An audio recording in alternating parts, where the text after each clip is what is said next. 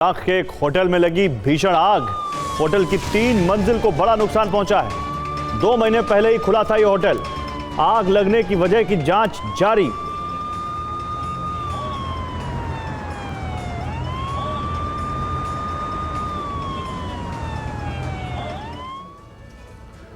उधर रूस नेटो के महायुद्ध का काउंटडाउन शुरू हो चुका है। इस युद्ध का एपिसेंटर बन सकता है मोल्दोवा, क्योंकि यूक्रेन की मदद के लिए नेटो ने नई रणनीति तैयार की है। इससे रूस पर दबाव बढ़ना तय है। मोल्दोवा से होकर गुजरने वाली डैन्यूब नदी के खास पोर्ट पर नेटो की नजर है। रूस ने इस पोर्ट प्लान पर कड़ी चेतावनी जारी कर दी है। इसके साथ ही नेटो रूस का टकराव लगातार बढ़ता जा रहा है। नॉर्वे से लेकर जापान सागर तक नेटो ने रूस की घेराबंदी तेज कर दी है। रूस ने कहा है कि पश्चिमी देश रूस के खिलाफ षड्यंत्र कर रहे हैं और यह एटमी युद्ध की वजह बन सकता है। देखिए कैसे यूरोप से लेकर एशिया तक रूस और नेटो के बीच टकराव तेज हुए।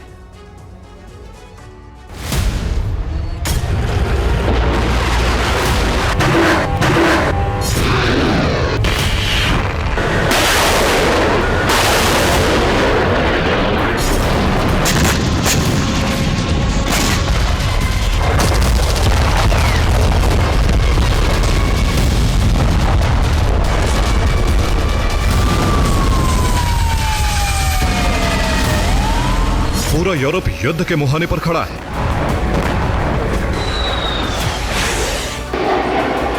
क्योंकि रूस और नाटो के बीच अब तक ऐसे टकराव नहीं हुए हैं।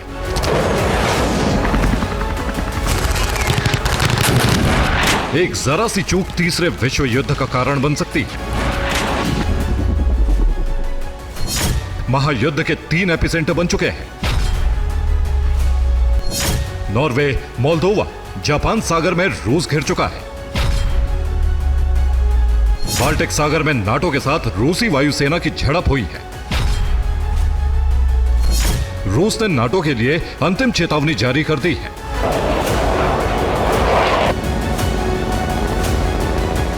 यूक्रेन के मददगारों की हर गतिविधि पर नजर रखने के लिए रूस के टोही विमानों की गश्त लगातार जारी रहती है।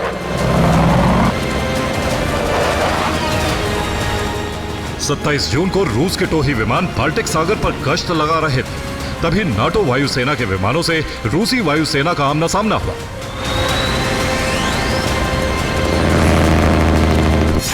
रूस के IL-20M टोही विमान ने कैलिनिनग्राद से उड़ान भरी। बाल्टिक सागर पर गश्त लगाते हुए इसका ट्रांसपॉन्डर बंद था। विमान का रेडियो भी बंद था।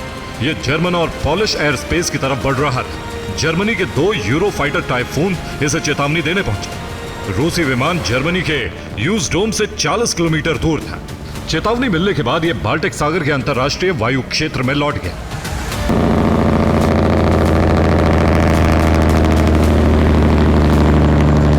रूस और नाटो के बीच सी डोमिनेशन यानी समंदर में वर्चस्व की लड़ाई तेज हो गई है। बाल्टिक सागर पूरी तरह से नाटो देशों से घिर चुका है। अब नाटो काला सागर में रूस का वर्चस्व घटाने की मुहिम तेज कर रहा है।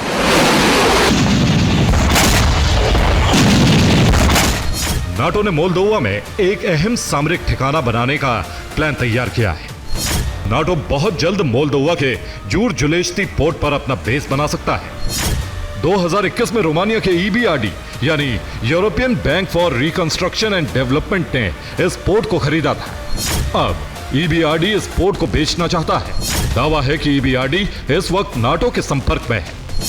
मोल्दोवा के पूर्व राष्ट्रपति व्लादिमीर वोरोनिन ने जूरजुलेस्ती पोर्ट सौदे का विरोध किया है। वोरोनिन ने कहा है कि यह मोल्दोवा की संप्रभुता से समझौता होगा।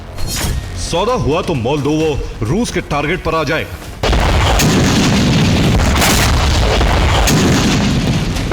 नाटो के समर्थक मोल्दोवा के साथ पहले ही रूस का टकराव है। अगर जूरजुलेस्ती पोर्ट पर नाटो का बेस बना तो इससे रूस पर दबाव बढ़ना तय है।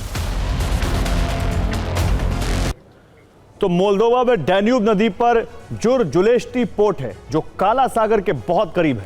मोल्दोवा का यह पोर्ट रूस से 830 किलोमीटर की दूरी पर है। यह पोर्ट मोल्दोवा का काला सागर से कनेक्शन जोड़ता है। अगर हंगारियन बैंक ने इसे नेटो को बेचा तो यहां नेटो के सैन्य बेस बनना तय है।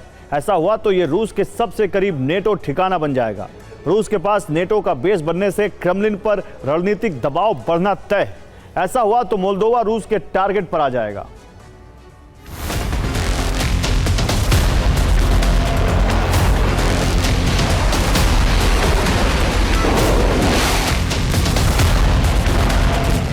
काला सागर में रूस का वर्चस्व घटाने के लिए सौदेबाजी हो रही है तो आर्कटिक क्षेत्र में रूस को घेरा जा रहा है।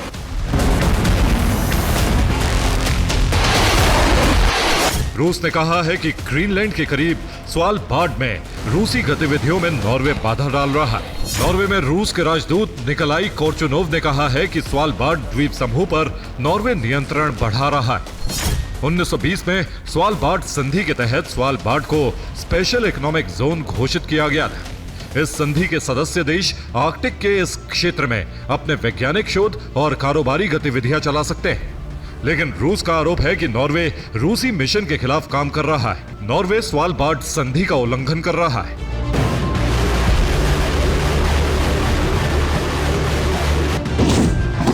काला सागर से लेकर आर्कटिक तक रूस का टकराव नाटो से बढ़ता जा रहा है। दूसरी तरफ जापान सागर में भी रूस को चोट पहुंचाई गई।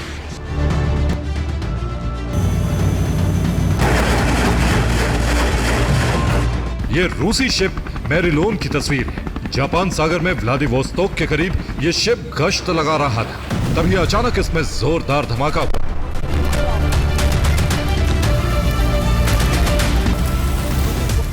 धमाके के बाद शिप में आग लग गई। इस धमाके को नाटो का सैबटाश हमला माना जा रहा है। रूस धमाके के कारणों की जांच कर रहा है। धमाके में किसी की जान जाने की खबर नहीं।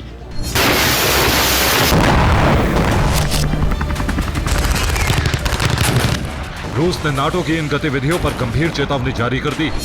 रूस के विदेश मंत्री सर्गेई लावरोव ने कहा है कि ईयू नाटो यूक्रेन युद्ध को रूस के खिलाफ हथियार की तरह इस्तेमाल कर रहे हैं।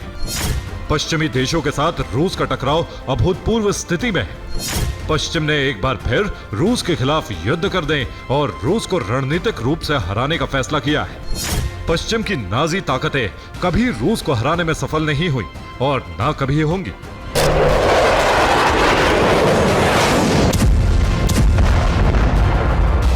2025 में अब तक रूस और नाटो के बीच 9 बार टकराव हो चुका है। हर टकराव के साथ महासंग्राम की घड़ी और करीब आ रही है। Bureau report, TV9 Bharatvarsh.